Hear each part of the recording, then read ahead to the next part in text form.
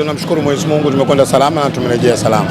Matumaini ya Watanzania yalikuwa kuchukua ubingwa, lakini mipango na michakato tumekuwa nafasi ya pili. Nyinyi mlikuwa pale uwanjani, tuambie hali ilikuwaje mara baada ya kuibuka washindi wa pili? Kwanza tulikuwa na huzuni, lakini baada ya kukaa kutafakari, kufikiria kwa namna ambavyo vijana safari waliotoka mpaka hapa walikofika, huzuni ikatuondoka, tukabaki kwa katika furaha, kwa sababu leo unapokwenda kuzungumzia mashindano ya Under 17 kwenda kuzungumzia ni mashindano makubwa kwenye bara la Afrika umri wa miaka 17.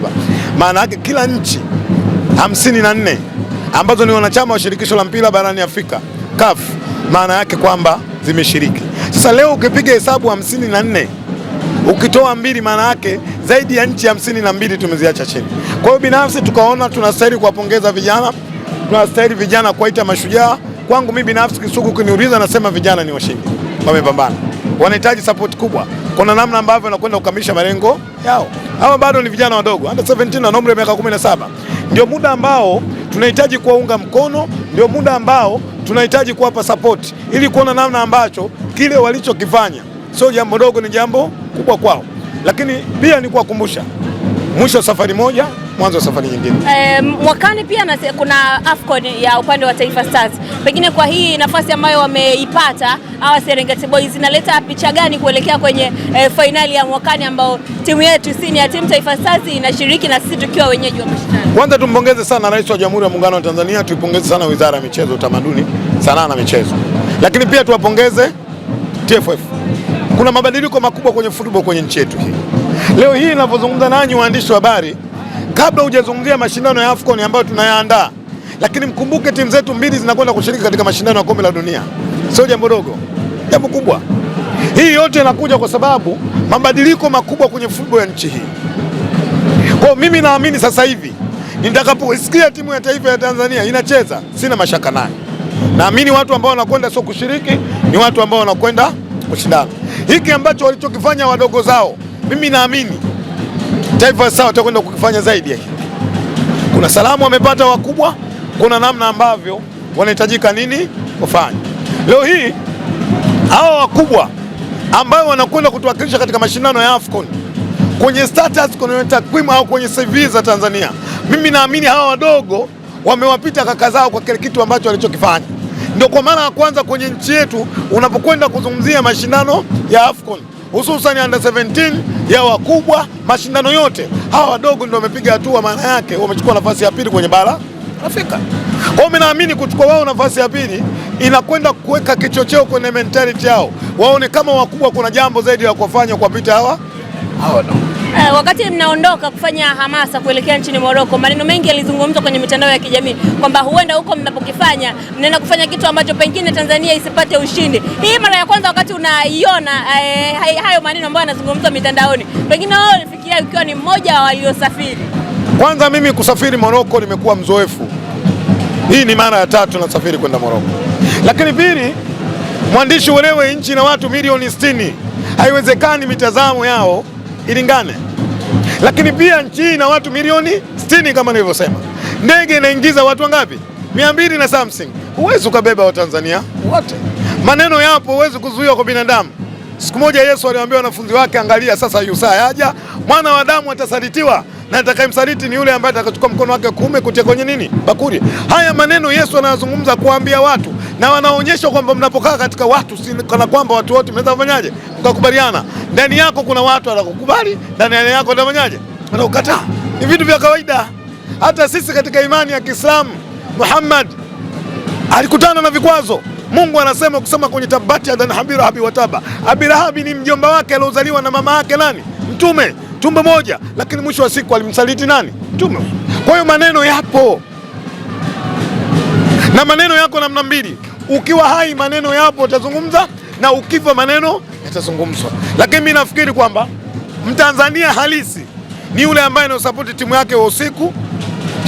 Kwa kumalizia, pengine unawaambia nini wa Tanzania? Matarajio ni yapi kwa timu zetu za taifa kwa hivi sasa?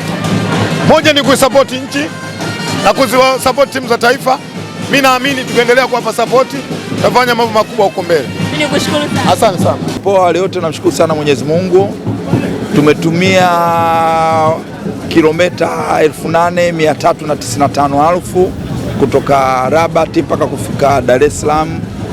Ukifanya mara mbili unakuwa unapata kama 16 na kitu.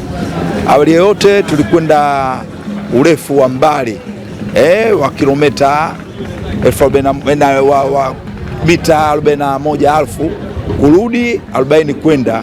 Tulikwenda kwa usafiri mzuri, kapteni mzuri, tumefarijika jinsi usafiri uliokuwepo. Yaani usafiri kwa hauna labsha yote, tumekwenda salama, tumerudi salama. Lakini ukiangalia tumekwenda kuchuana na kina nani? Tumekwenda kuchuana kwenye mashindano ambayo tangu tumepata huru hatujapata bahati ya kuingia fainali. Tumekwenda kuchuana na kina Senegal, tumekwenda kuchuana na Misri, tumekwenda kuchuana na Morocco, na ukiangalia hizi katika viwango vyao renki yao kidogo tofauti na sisi, lakini kwa kudura zake Mwenyezi Mungu vijana wetu under 17 Serengeti Boys wameonyesha kwamba Tanzania sasa hivi sio ile ambayo wao walikuwa wameizoea. Tumewafanyia surprise wa jamii. Kipindi cha kwanza Senegal kama wachezaji wetu wangekuwa wametulia, ilikuwa tena kipindi cha kwanza tunaondoka na goli 3. Tunaondoka na goli 1. Kipindi cha pili Senegal watufanyia surprise, walikuja kwa pushi, vijana wetu walikuwa wametulia, wakachomoa Senegal. Mwisho wa safari tukaenda kwenye hatua ya matuta, na matuta yana mwenyewe, aliyekula amekula. Napongeza sana technical bench la Serengeti Boys under 17, napongeza wachezaji wote kwa ujumla, na hasa mashabiki tupata bahati ya kwenda na wale wote tulikuwepo kule kuna kuisupport timu yetu, tulichagiza mwanzo mwisho. Lakini ndio football jinsi ilivyo, asokubali kushindwa sio mshindani. Tumepata mchezaji bora, mfungaji bora, ndio football jinsi ilivyo. Nachoambia tu Watanzania wenzangu, tuendelee kusupport hizo timu za taifa. Kuna kitu kipo mbele ya safari, na muona kabisa hata Makonda jinsi alivyo waziri wa michezo, jinsi anavyoshadadia ile timu na timu zote za taifa kwamba lazima zifanye vizuri. Kwa kifupi, napongeza sana wale wa Morocco walikuwa pale Morocco, wale support waliotupa katika kushangiliana nao, waliwasaidia kushangilia. Walikuwepo wengi, mpira ulikuwa unapigwa mkubwa, kuamini macho yao, hasa kipindi cha kwanza. Cha pili ndio football jinsi ilivyo, na uwezo ukacheza vipindi vyote. Na ukija ukiangalia hata Misri nao vivyo nao walikuwepo upande wetu pale uwanjani, na Watanzania ambao wanasoma pale Morocco nao walikuwa upande wetu.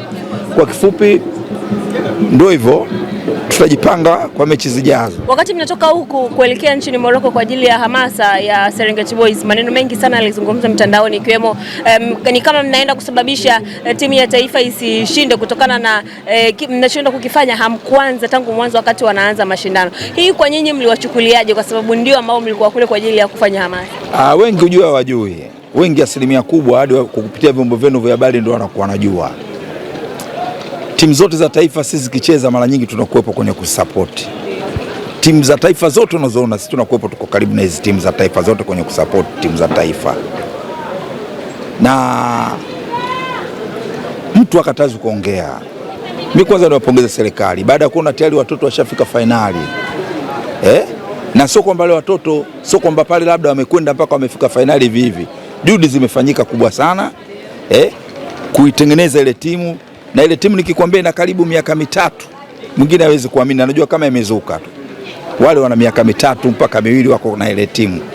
Wengi wale pale wanajuana, na ukiangalia sisi tulikwenda pale baada ya serikali kuamua kutoa ndege, na mama yetu kipenzi Samia Hassan Suluhu akaangalia, bwana, wapenzi wa mpira wa miguu, mashabiki waende kuisupport timu. Na wale kweli vijana walivyotuona kipindi kile cha kwanza, ile sisi shangilia yetu walitumia energy, walitumia nguvu kubwa mno baada sisi ile kuchagiza.